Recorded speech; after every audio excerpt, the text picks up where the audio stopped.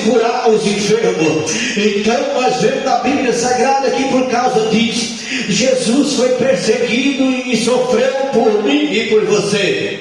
Então agora nós vemos que o Senhor Jesus Cristo, ele era perseguido porque ele fazia milagre. Naquela ocasião ele curava no sábado, ele era perseguido pelo povo daquela época, porque no sábado não podia fazer nada.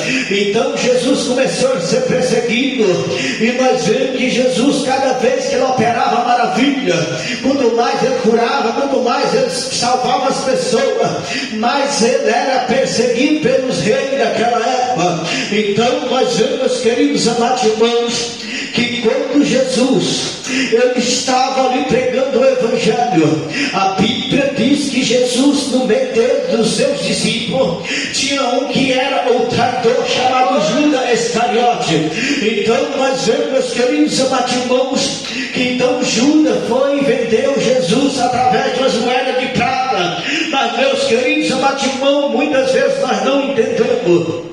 Nós vemos as pessoas dizendo que Jesus foi pego e foi levado para ser julgado. Eu quero dizer nessa noite que o Senhor Jesus Cristo, ele se entregou, porque que ele não quisesse ser pego, ele não era, mas para se cumprir a palavra de Deus. Então Jesus se entregou para ser crucificado, para cumprir a profecia dos homens de Deus lá no passado, para cumprir as profecias do profeta Isaías, que o profeta Isaías profetizou que o filho do homem, aleluia, ele ia ser entregue, ia ser crucificado, mas era ressuscitado ao terceiro dia.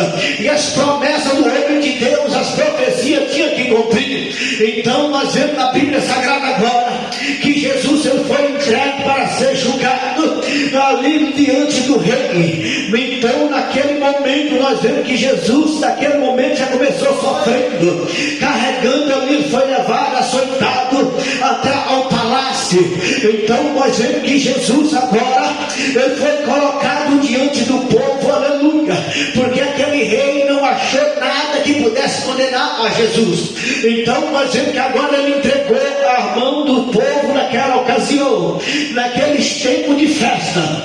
Havia que soltar alguém, aleluia, que o povo que condenava, e alguém poderia salvar alguém naquela época, um preso que tivesse preso. Então o rei naquela época dizia aí, aleluia, colocou Jesus diante do povo e chamado um homem chamado Barrabás, um homem que é ladrão cruel, que estava preso, aleluia.